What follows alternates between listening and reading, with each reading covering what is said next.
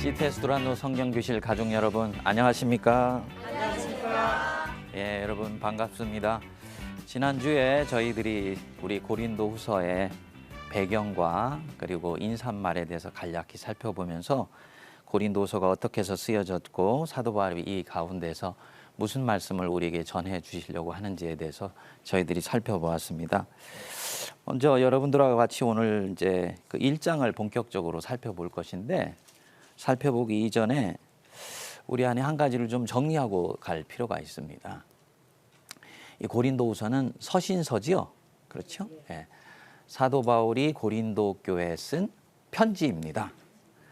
그것도 편지를 한 번만 쓴 것이 아니고 여러 차례를 썼는데 그 중에서 2개가 오늘날 우리에게 전달이 되어서 고린도전서와 고린도후서로 성경 속에 들어가 있다고 말씀을 드렸어요. 그럼 제가 이 성경을 가지고 쭉 여러분들에게 풀어나갈 때 이것이 편지글이라는 생각을 가지고 여러분들한테 성경을 풀겠지요. 그렇죠? 그럼 여러분들 안에 있는 질문이 일어날 수 있습니다. 편지글을 읽는데 거기에서 이 편지글을 하나님의 말씀으로 받아야 된다는 거.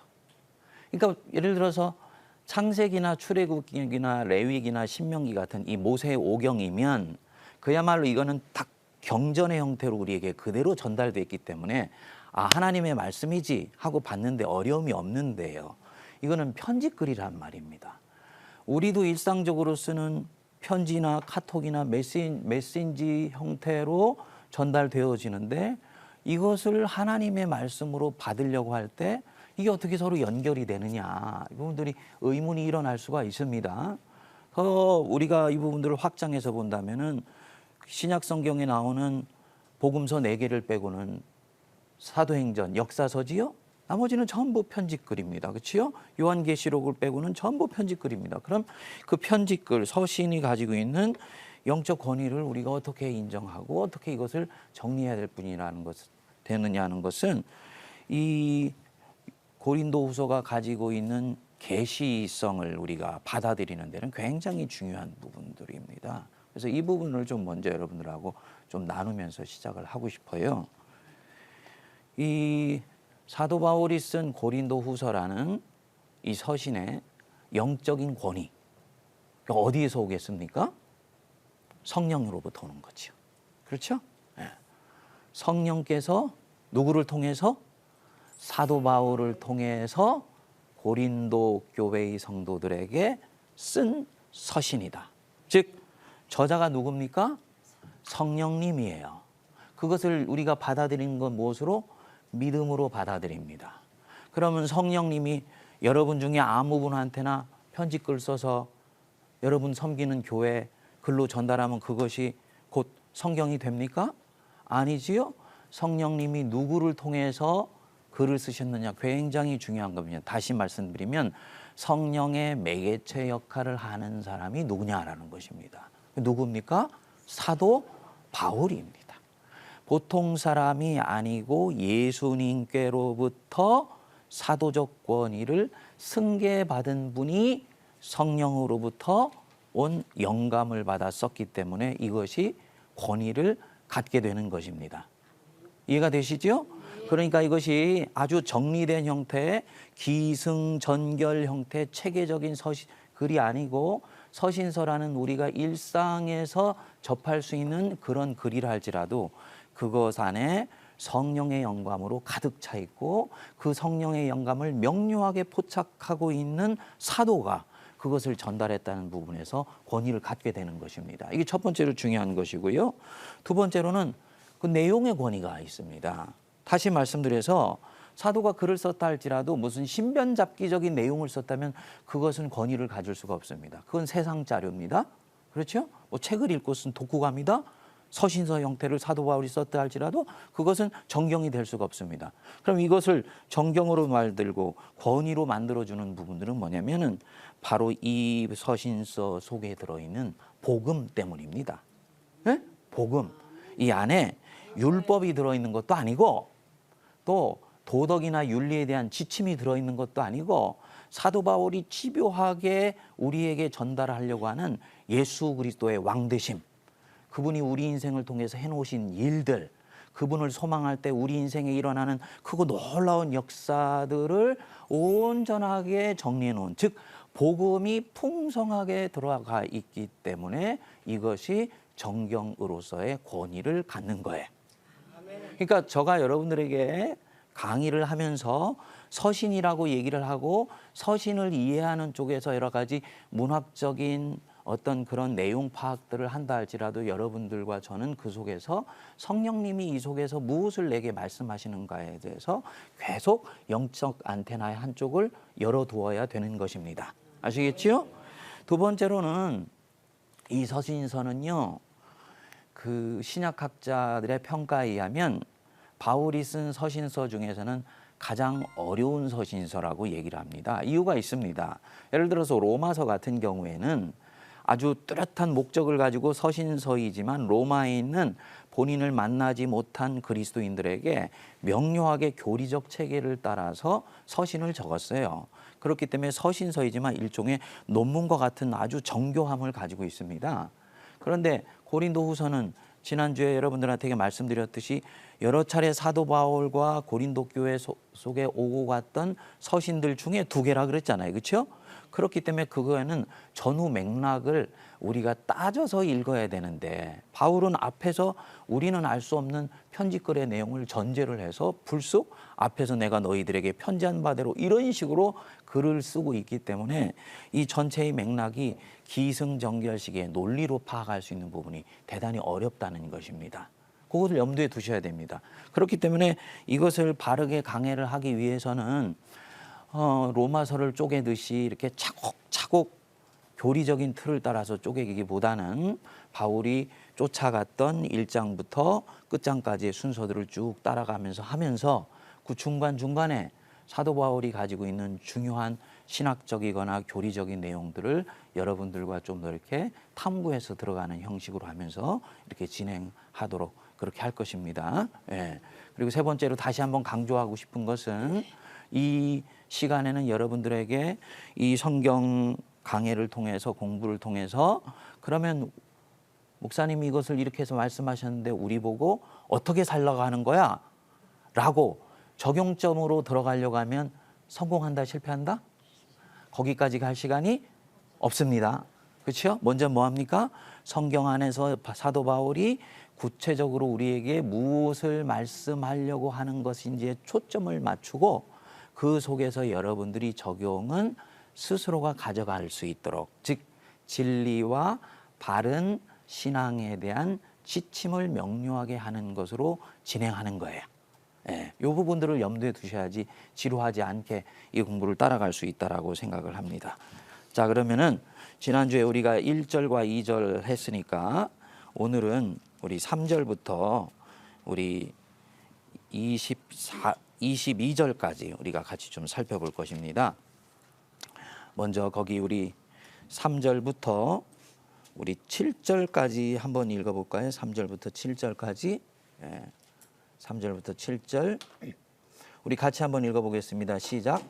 찬송하리로다. 그는 우리 주 예수 그리스도의 하나님이시요 자비의 아버지시요 모든 위로의 하나님이시며 우리의 모든 환난 중에서 우리를 위로하사 우리로 하여금 하나님께 받는 위로로서 모든 환난 중에 있는 자들을 능히 위로하게 하시는 이시로다. 그리스도의 고난이 우리에게 넘친 것 같이 우리가 받는 위로도 그리스도로 말미암아 넘치는도다.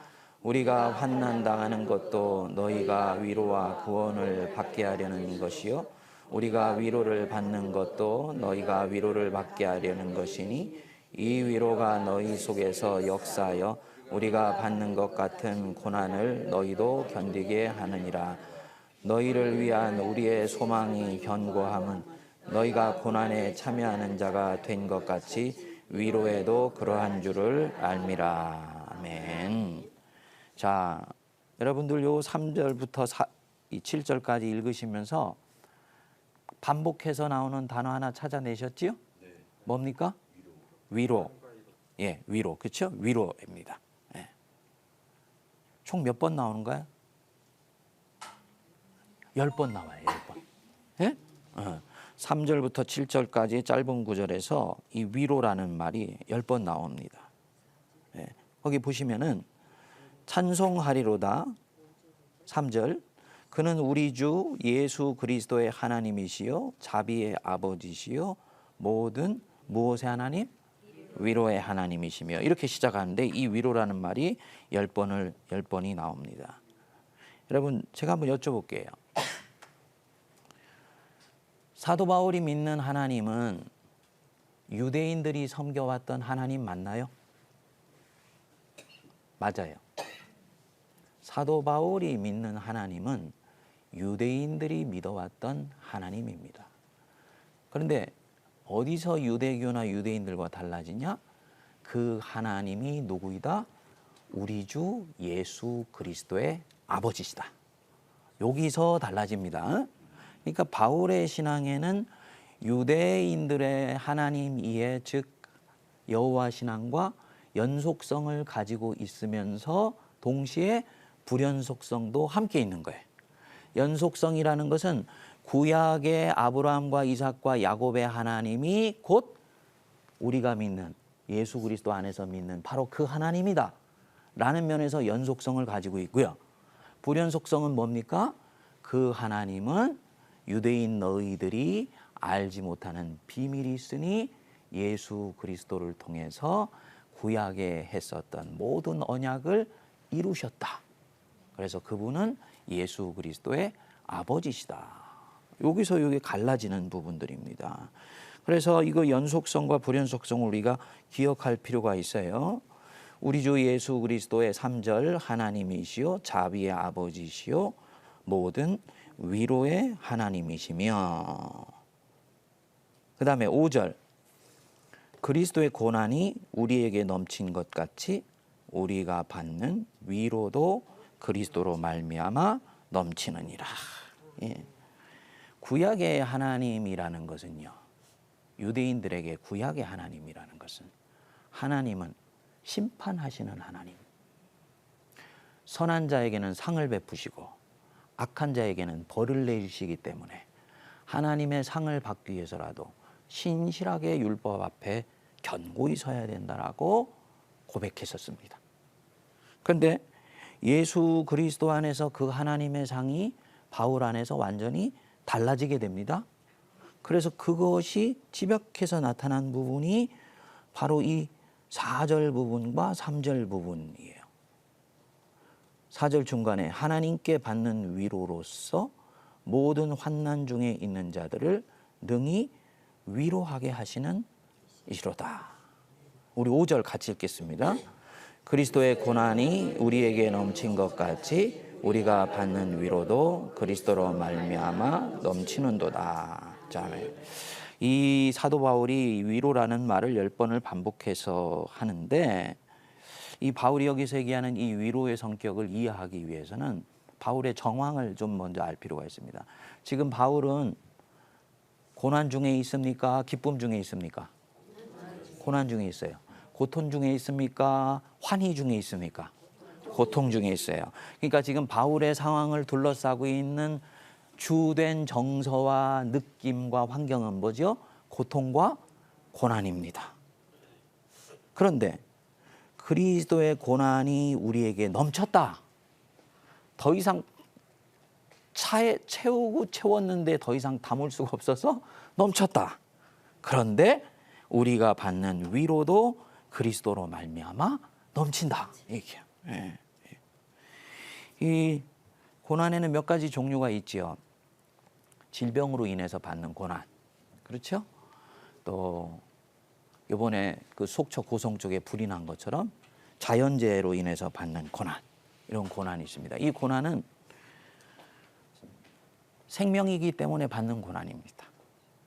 생명이 없는 것은 고난이 없습니다. 모든 생명이 있는 것에는 고난이 있어요. 뭐냐? 생명을 생명 없게 만들려고 하는 악한 힘이 항상 생명 주변에는 역사하고 있기 때문입니다. 그 힘은 무엇이든 건지 간에 그 생명을 말살하려고 하는 힘이 생명체 주변에 항상 역사합니다. 그것이 사람이건 식물이건 동물이건 그렇죠? 그래서 이 고난은 내가 생명을 가지고 사는 동안에는 피할 수 없는 고난이에요. 근데 여기서 이 바울이 얘기하는 고난은 그리스도인으로 살기 때문에 오는 고난입니다. 그리스도인으로 살기 때문에 오는 고난. 그리스도인으로서 우리가 살다 보면 크게 세 가지 영역에서 고난이 오죠. 첫 번째로는 하나님이 내가 짓는 잘못과 죄 때문에 나를 징계하실 때 그것이 우리에게는 고난으로 다가올 수 있어요.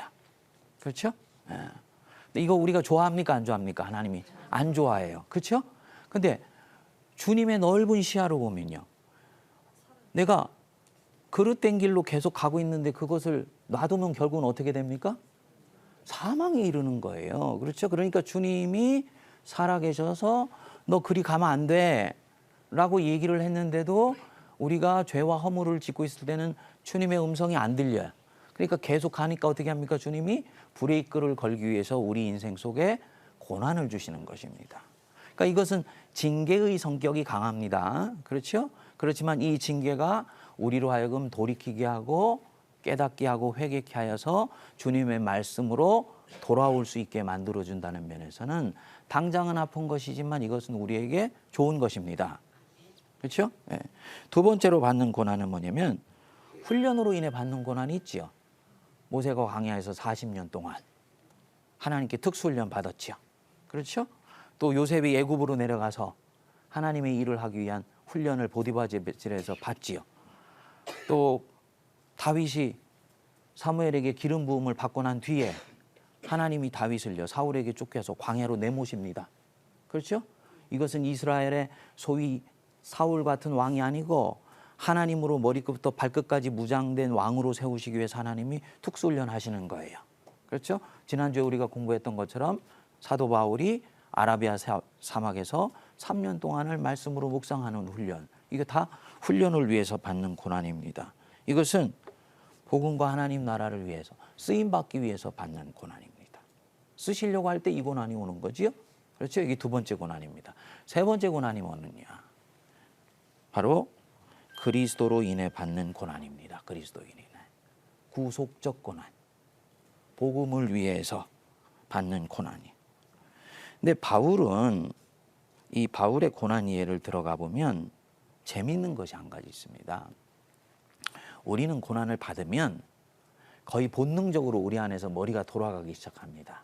뭐가 돌아가나요? 이게 왜 왔지? 그렇죠? 이게 왜 왔지? 그거를. 예. 이 고난이 왜 찾아왔지? 왜 이런 일이 내게 찾아왔지? 이렇게 묻습니다. 그런데 바울은 그렇게 묻지 않습니다. 우리는 그 고난을 받게 되면 우리가 이 고난을 하나님께 우리가 순종함으로 차곡차곡 극복하고 있으니까 주님이 고난은 때가 돼서 제거해 주시겠지 라고 생각하면서 고난에 대처합니다. 근데 사도 바울은 그렇게 보지 않아요. 그리스도를 따르고 생명의 복음을 전하는 일에는 반드시 고난은 따르게 되어 있다고 봅니다. 이것이 다른 부분입니다. 그래서 이분은 고난이 찾아왔을 때 이 고난의 원인을 묻지 않습니다. 하나님이 알아서 제거해 주실 것을 기대하면서 고난길을 헤쳐가지 않습니다. 가치가 있고 숭고하며 복음을 위해 더욱더 중요한 일일수록 고난은 더욱더 자기에게 당분간 밀착한다라는 것은 바울은 알고 있어요.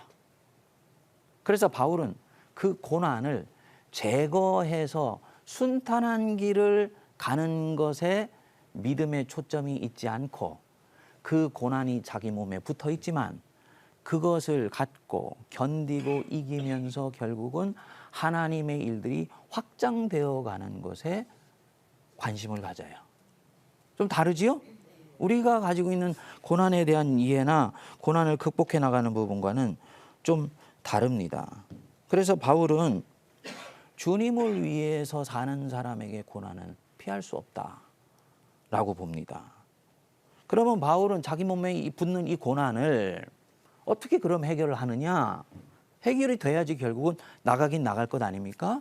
무엇으로 해결하느냐면요, 이걸 제거해 달라고 기도한다든지 순탄한 길을 달라고 기도한다든지 이것이 아니고 위로의 하나님을 견고하게 붙드는 것.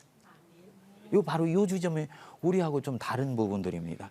바로 사도 바울이 이 5절에서 하시는 말씀이 바로 그 부분입니다. 그리스도의 고난이 우리에게 넘친 것 같이 우리가 받는 위로도 그리스도로 말미암아 넘치느니라. 그래서 바울이 볼 때는 고난에 함몰되지 아니하고 고난에 있을수록 자신의 시각과 시야와 영적 초점을 하나님 자신에게 두었을 때 그 속에 있는 하나님의 망극하신 은혜가 자신으로 하여금 이 고난의 무게를 넉넉히 지고 가거나 그 무거운 짐이 주님이 우리에게 주시는 위로 때문에 그다지 무겁지 않은 곳으로 자기 안에서 승화되어 나가면서 주님의 일을 계속할 수 있는 영적인 힘을 준다고 보는 것입니다. 네. 그래서 바울이 반복해서 붙드는 것이 뭐냐면 바로 이 하나님의 위로입니다. 그래서 거기에 여러분들 보시면 6절 뒷부분에 보십시오. 우리가 환난 당하는 것도 너희가 위로와 구원을 받게 하려는 것이요, 우리가 위로를 받는 것도 너희가 위로를 받게 하려는 것이니. 그대 우리 같이 한번 읽어볼까요? 이 위로가 너희 속에 역사하여 우리가 받는 것 같은 고난을 너희도 견디게 하느니라. 먼저는 견디는 거예요. 바울도 먼저는 견디는 것입니다. 근데 뒷부분에 가면 좀 달라집니다. 위로의 하나님이 자기에게 역사하시기 때문에 이 고난의 무게가 위로의 하나님이 내게 부딪혀올 때보다 가벼워지면서 그 고난을 견딜 수 있도록 힘을 주시는 것입니다. 그 팔복의 두 번째 복하고 딱 연결되지요. 그렇죠? 바울이 지금 무슨 가운데 있다? 고통 가운데 있다. 고통에 비슷한 말이 뭡니까? 애통이지요. 애통한 자는 복이 있나니 뭐라 그랬습니까? 저희가 위로를 받을 것임이라 그랬잖아요. 바로 그거이라. 이게 위로의 하나님을 본격적으로 경험하는 것입니다. 그 이유가 있습니다. 여기서 이 사도 바울이 쓴 이 위로라는 말이 파라클레오인데, 원형이 파라라는 말은 뭐뭐 옆으로라는 뜻이에요. 뭐뭐 옆으로. 클레오라는 말은 부르다라는 뜻입니다. 고난을 당하는 자가 있으면은 하나님이 자기 옆으로 부르세요. 다른 많은 사람이 있지만 그리스도 때문에 고난받는 그 사람을 하나님이 바짝 붙으셔서 그 사람 옆에 서서 아무개야 너 이리 와, 내가 너와 함께 있어줄게 하고 불러주신다는 것입니다. 이게 파라클레오, 바로 위로의 뜻입니다. 톰 라이트라는 그 신약 성사학자가 이 위로의 성격에 대해서 아주 흥미있는 말을 했습니다. 여러분들한테 읽어드리면, 한 사람이 다른 사람과 함께 있으면서 그의 기분과 상황을 변화시키는 말을 넣어주고 그 순간 다음 날 남은 생애를 대하는 그의 태도를 바꿔놓을 용기와 새로운 희망, 새로운 방향, 새로운 안목을 주는 것이다. 한 사람의 인생을 대하는 기본 태도를 바꿔놓을 수 있는 새로운 용기, 새로운 희망, 새로운 비전, 그리고 새로운 소망을 넣어주는 것. 그것이 바로 여기서 얘기하는 파라클레오라는 거예요. 그러니까 이때 이 위로는 위안과는 다른 거지요. 위안이라는 것은 가지고 있는 두려움을 좀 이렇게 경감시켜줘서 좀 이게 통증이 완화될 수 있도록 해주는 것들이 위안이라면요, 여기서 이 위로라는 파라클레오라는 것은 이 하나님을, 위로의 하나님을 만나게 됐을 때는 고통 가운데서 하나님을 바라보는 안목과 비전이 완전히 새로운 자리로 나아가게 되는 것을 이야기를 하는 것입니다. 이 부분은 아직은 어렵습니다. 근데 바울은 이 부분들에 대해서 경험 속에 가지고 있는 부분들을 고린도 교회들에게 지속적으로 반복해서 얘기를 할 거예요. 그래서 지금 이 바울의 상황은 여전히 고난의 한복판에 있는데 8절 9절 우리 한번 같이 읽어볼까요? 시작. 8절 9절 시작. 형제들아 우리가 아시아에서 당한 환난을 너희가 모르기를 원하지 않느냐니 힘에 겹도록 심한 고난을 당하여 살 소망까지 끊어지고 우리는 우리 자신이 사형 선고를 받은 줄 알았으니 이는 우리로 자기를 의지하지 말고 오직 죽은 자를 다시 살리시는 하나님만 의지하게 하려 하심이라. 아멘. 하나님이 어떤 하나님이시라고요? 죽은 자를 다시 살리시는 하나님이다. 이 하나님에 대한 전망이 고난 가운데서 더 생생하게 다가온 것입니다. 예? 예. 하나님이 죽은 자를 다시 살리시는 하나님이시기 때문에 나의 이 사형 선고를 받은 줄 알고 고난을 당하여 살 소망도 끊어진 것 같지만은 하나님은 결국 이 속에서 죽은 자를 살리신 그 부활의 능력으로 내 속에서도 강력한 인생의 부활을 허락하실 것이다 라는 하나님에 대한 전망과 하나님에 대한 안목을 이 위로의 하나님이 전혀 새롭게 열어주신다는 것입니다. 즉 하나님을 아는 깊이가 넓어지고 하나님을 아는 폭이 확장되는 것을 얘기를 하는 거지요. 그렇죠? 여기서 오늘날 현대교인들이 가지고 있는 고난을 대하는 부분과 다시 반복해서 말씀드리지만 다른 부분을 볼 수 있습니다. 우리는 고난을 제거하는 것에 초점이 있습니다. 그렇죠? 그래서 우리는 평안하고 행복한 삶을 사는 것에 초점이 있습니다. 근데 사도 바울의 초점은요. 성경적 신앙의 초점은 뭐냐면 그 고난은 객관적인 부분으로는 떠나지 않을 수도 있어요. 하지만 이전에는 안 괜찮았는데 지금은 그거 있어도 괜찮아요. 왜냐? 그것을 넉넉히 견딜 수 있는 뭐를 가졌으니까? 내성을 가졌으니까. 위로의 하나님이 주시는 영적인 힘이 이 사람에게 생긴 거예요. 그리고 그 하나님에 대해서 새롭게 이해하게 되었기 때문에 자기의 인생, 고난이 덕지덕지 묻어있는 이 인생도 전혀 새로운 전망 속에서 이해되기 시작하는 것입니다. 그럼으로써 고난을 끼고도 삶을 살아갈 수 있는 힘을 갖게 되는 거지요. 나중에는 그럼 뭐라고 고백합니까? 내가 환난 중에도 기뻐한다라는 고백이 나오는 거예요. 예?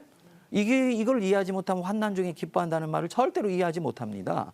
환난과 기쁨은 같이 갈 수 없는 것이기 때문입니다. 우리 현대 그리스도인들에게는. 근데 바울은 환난과 기쁨은 같이 갈 수 있는 것입니다. 왜냐? 환난이 나쁜 것이 아니고 오히려 내게 환난이 없었으면 만날 수 없었던 하나님에 대한 새로운 시야를 내게 가져다 주었기 때문에 주님이 하시는 새로운 일을 볼 수 있게 되었기 때문에 환난 중에도 기뻐할 수 있구나. 이유가 뭐냐? 환난이 뭐를? 인내가 뭐를? 연단, 성품을. 그 성품이 나를 뭐로 합니까? 소망을 이룰 수 있도록 해주시는구나. 그렇기 때문에 환난은 내게 나쁜 것이 아니고 좋은 것이었구나라고 소위 환난을 대하는 태도가 완전히 달라지는 것입니다. 이게 바울신학의 고난이의 핵심 중의 핵심이라고 말씀을 드릴 수가 있습니다. 예. 자, 그러면은 여기 속에서 이제 10절로 우리 한번 넘어가 볼게요. 바울이 이제 이런 가운데서 이렇게 말씀을 합니다. 우리 10절 같이 한번 읽어보겠습니다. 시작. 그가 이같이 큰 사망에서 우리를 건지셨고 또 건지실 것이며 이후에도 건지시기를 그에게 그가 이같이 지금 내가 당하고 있는 것 같은 이 큰 사망에서 우리를 건지셨고 밑줄 한번 쳐주셔도 돼요.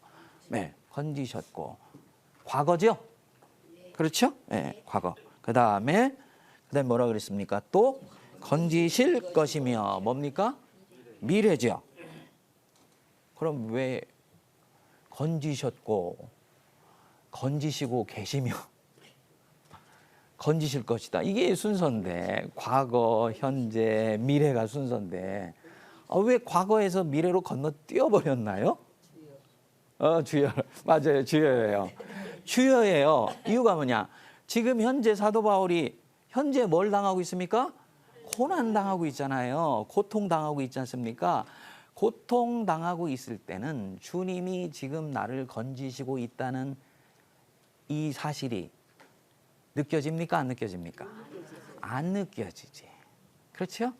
이런 부분에 있어서 고난은 여전히 리얼한 거예요. 실질적인 거예요. 고난을 절대로 나이브하게 미화하면 안 돼요. 그렇죠? 내 믿음을 송두리째 앗아갈 수 있는 가능성도 있어요. 한 사람의 인격과 한 사람의 신앙을 완전히 쓰레기통에 던져버릴 수도 있어요. 실족시킬 수도 있습니다. 그런 면에서 고난은 실질적인 아픔입니다. 요는 이것이 어떻게 다뤄지느냐에 대해서 내가 환난을 기뻐한다는 고백을 할 수도 있지만 나는 환난 때문에 내 신앙이 실족당했다라는 그런 아픈 고백도 나올 수 있는 거지요. 그렇죠? 사도 바울이 이것에 현재 건지시고 있으며 라고 쓰지 않은 이유가 저는 바로 그 이유라고 저는 봅니다. 에? 바울은 이 부분에 있어서 아주 정직한 사람입니다. 다만 감사한 것은 뭐냐? 건지셨고 과거에 하나님이 건지셨으니 지금 내가 건지시고 있음을 명료하게 경험하고 있지는 못하지만 그렇죠? 하나님은 반드시 일하시고 계신다 라고 뭐합니까? 믿습니다. 믿어요. 이때 이 믿음은요 의지를 동반한 믿음입니다. 경험되지 않는 건지심의 사실을 건지시고 있다고 믿으려면 이때는 의지가 같이 동반돼야 돼요. 의지가 동반될 수 있는 이 힘이 무엇이냐? 과거에 그 일이 일어났었다는 거죠. 과거에 건지셨다는 것을 나는 알고 있다는 거지. 수차례 이런 경험 속에서 주님은 나를 빈손으로 보내지 아니하셨다. 그것을 나는 알고 있다.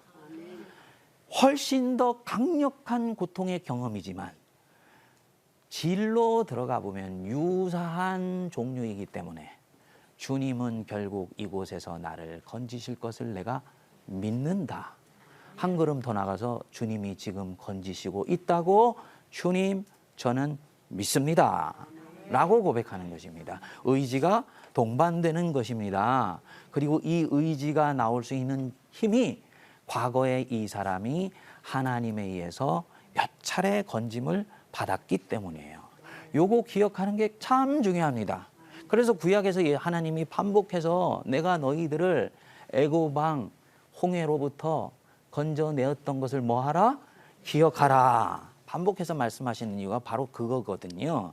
이제 이 현재의 고난을 극복할 수 있는 힘이 과거에 대한 기억 속에서 나온다는 거죠. 그리고 여기서 미래에 대한 뭐가 나오느냐? 소망도 함께 나오는 것입니다. 건지시기 것이며 건지시기를 바라노라 라고 말씀하는 것입니다. 그러니까 이 소망은 막연한 소망이 아니고 과거에 일하셨던 하나님이 당연히 지금도 일하시고 계시며 미래에도 하나님은 일하실 것이다 라는 것을 믿고 감사하고 찬양하면서 확신하는 것입니다. 예. 그래서 이 하나님이 어떤 하나님이시냐면요. 18절 보십시오, 여러분. 18절. 거기 보시면 하나님은 어떤 분이라 그랬습니까? 미쁘시니라. 미쁘시니라. 영어 성경에 보시면 faithful이라고 나오고 있어요. 하나님은 충실하시고 신실하신 분이다. 신실이라는 것은 몇 가지 뜻이 있죠. 첫 번째로는 말한 것을 변하지 아니하시는 분, 그렇죠? 변개치 아니하신 분, 약속하신 것을 지키시는 분이세요. 그래서 사도 바울이 뒤에서 보면 하나님 안에서는 예만 있고 아니오가 없다. 예라고 얘기해놓고 예 아니오 이렇게 우리처럼 얘기하지 않는다는 것입니다. 말씀해놓고 상황 변했다고 당신 말씀하신 것을 입으로 꿀꺽 삼키는 분이 아니라는 거. 이게 충실하시다, 신실하시다라는 부분이고요. 또 하나는 뭐냐면요, 성품이 일관되시다는 거예요. 성품이 일관되시다. 과거의 나를 죄인임에도 불구하고 건지셨어요. 그럼 지금 내가 여전히 죄인임에도 불구하고 건지십니까? 안 건지십니까?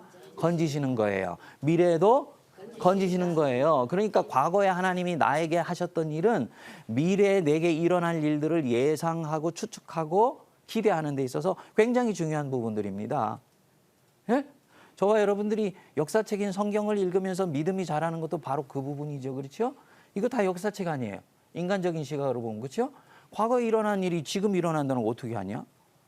과거에 일어난 일이 미래의 내 인생 속에 어느 순간의 한 국면에도 일어난다는 것을 내가 어떻게 할 수 있어?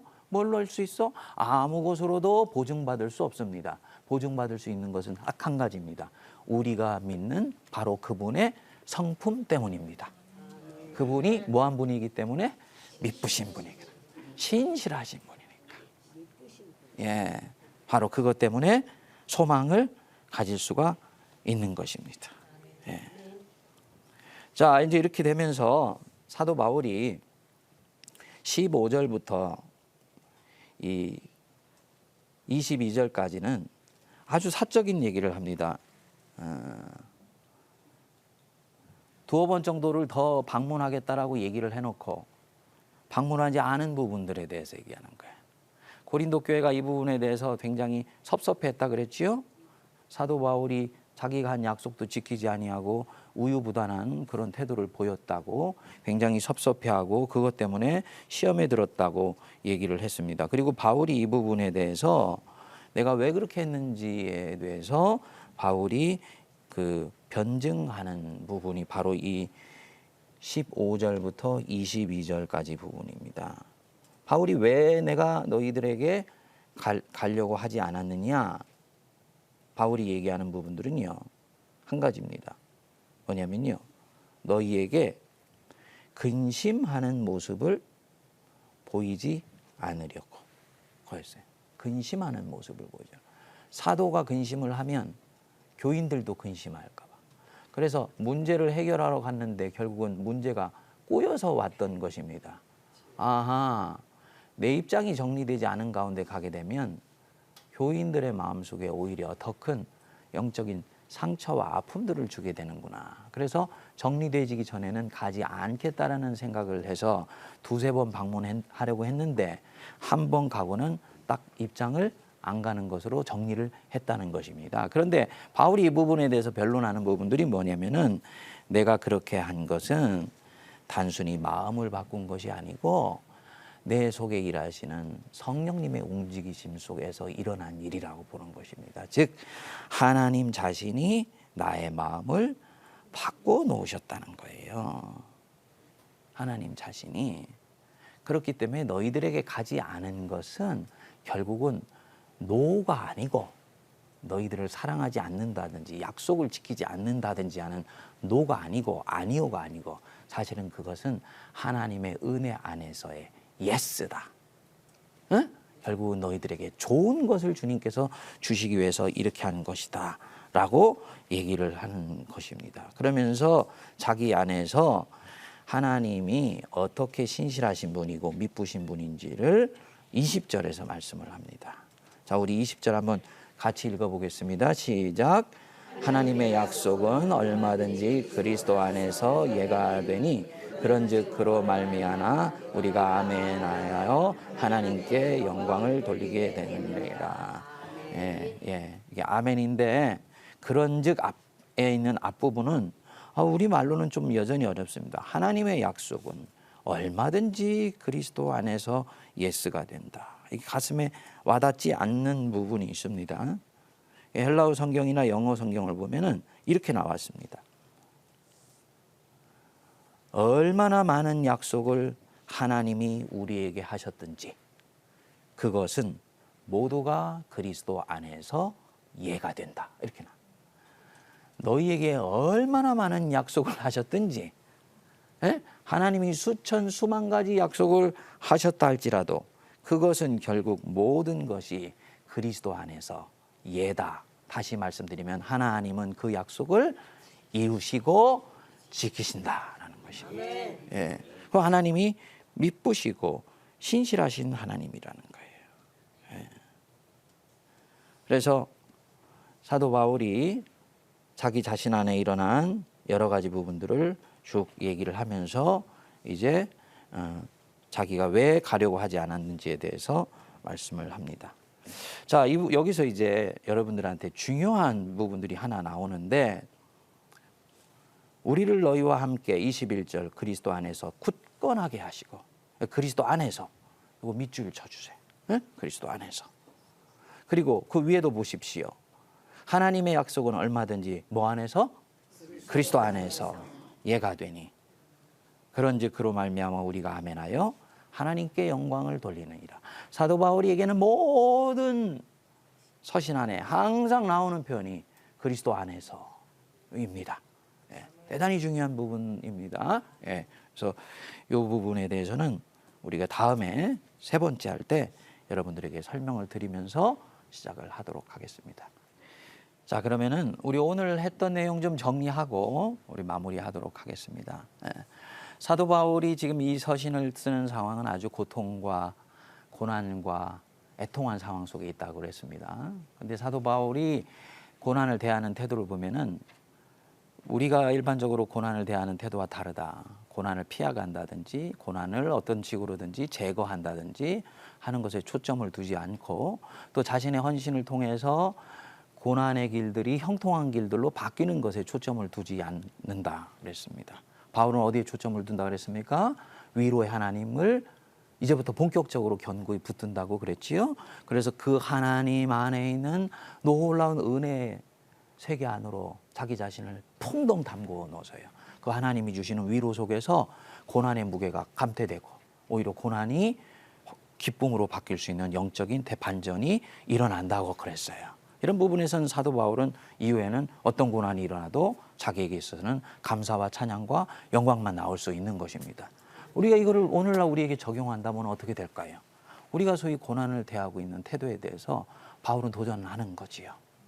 너 그거 예수 믿지 않으면 네가 당하지 않아도 돼. 네가 당하는 그 고난, 네 인생을 통해서 하나님의 뜻이 이루어지는 것에 대해서 네가 관심 갖지 않는다면 너 그 고난 당하지 않아도 돼. 그런데 네가 정말 네가 사랑하는 하나님의 뜻을 이루기 원하고 네 인생을 통해서 하나님의 영광이 나타나기를 원한다면 너 그 고난을 어떻게 하겠냐? 수용하고 받아들이면서 전혀 새로운 차원에서 가지고 갈래? 아니면 이거 제거하는 것에 또다시 관심을 가지고 갈래? 바울이 우리에게 이렇게 도전하겠지요? 그렇죠? 네. 어떻게 대답할 것인가는 여러분들의 몫입니다. 예수님이 어떻게 여러분들에게 권하실지는 여러분들과 우리 자신이 더욱더 잘 알고 있습니다.